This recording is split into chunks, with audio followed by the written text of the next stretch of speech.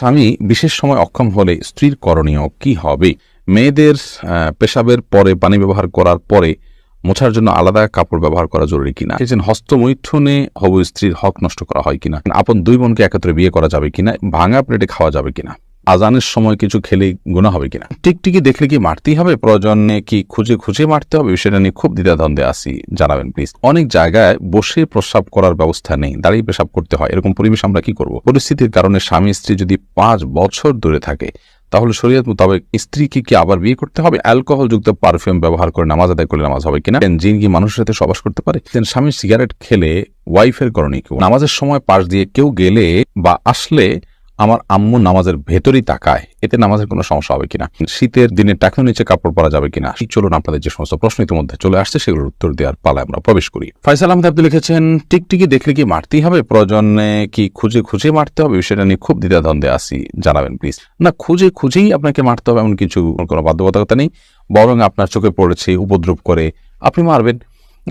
কিন্তু এটার জন্য আপনি খুঁজে খুঁজে বেড়াবেন, এটার পিছিয়ে পিছিয়ে ঘুরে বেড়াবেন, আপনার অনুসন্ধান করে বেড়াবেন, এই কথা হাদিসে বলা হয়নি।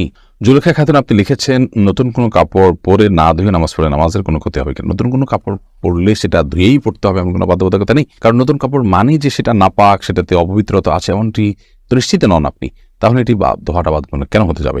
তবে হ্যাঁ, আপনারা যদি নতুন কাপড় কেনার পর দেখলেন যে সেখানে কোনো নাপাক আছে, তাহলে ওই জায়গায় সেই নাপাকটা ধোয়াটাই হলো আবশ্যক। অতএব শরীর দৃষ্টিকোণ থেকে নতুন কাপড় ধুয়ে পড়তে হবে এমন কোনো বাধ্যবাধকতা নেই। মোহাম্মদ আব্দুর রাকিব আপনি লিখেছেন, হস্তমৈথুনে হবু স্ত্রীর হক নষ্ট করা হয় কিনা? এটি আপনার স্বাস্থ্য নষ্ট হয়, আপনি নিজের হক নিজে নষ্ট করছেন, নিজের আমল নষ্ট করছেন, এবং এর মাধ্যমে যদি আপনার যৌন শক্তি কমে যায়, সেক্ষেত্রে আপনি স্ত্রীর হক নষ্ট করছেন। অবশ্যই সেজন্য এটি নাজায়েজ এবং গুনাহের কথা, হারাম। শারমিন আক্তার মিলি লিখেছেন, পরিস্থিতির কারণে স্বামী স্ত্রী যদি 5 বছর দূরে থাকে, তাহলে শরীয়ত মোতাবেক স্বামী স্ত্রীকে কি আবার বিয়ে করতে হবে?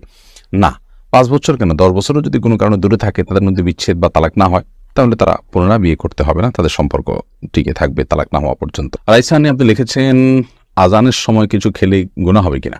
আজানের সময় কোনো কিছু খেলে কোনো গুনাহ হবে না। আমরা অনেকে মনে করি আজানের সময় কিছু খাওয়া পান করা যাবে না, এটা করা যাবে না, ওটা করা যাবে না। আপনি যে কোনো কাজ করতে পারেন, টয়লেটে থাকলে আপনি টয়লেটে কাজও সারতে পারেন।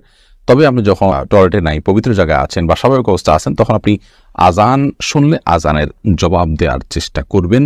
এটা হলো মূল কথা। খেতে গেলে খাওয়ার ফাঁকে ফাঁকে আপনি আজানের দেওয়ার চেষ্টা করবেন, কিন্তু আজান হলে কিছু খেতে পারবেন না এমন কোনো কথা নেই। এখানে বিষয় হলো জবাব দেওয়ার চেষ্টা করবেন যদি আপনি পবিত্র জায়গায় থাকেন। নূর কদর এআইডি থেকে লিখেছেন, স্বামী সিগারেট খেলে ওয়াইফের করণীয় কি? ওয়াইফে তাকে বোঝাবেন, যথাসম্ভব নিজে না পারলে অন্য কাউকে দিয়ে বোঝাবেন, আল্লাহর কাছে দোয়া করবেন, তারপর তিনি যদি ফিরে না আসেন, একান্ত তার গুনাহ হবে, ওয়াইফ অন্তত দায় মুক্ত হলেন।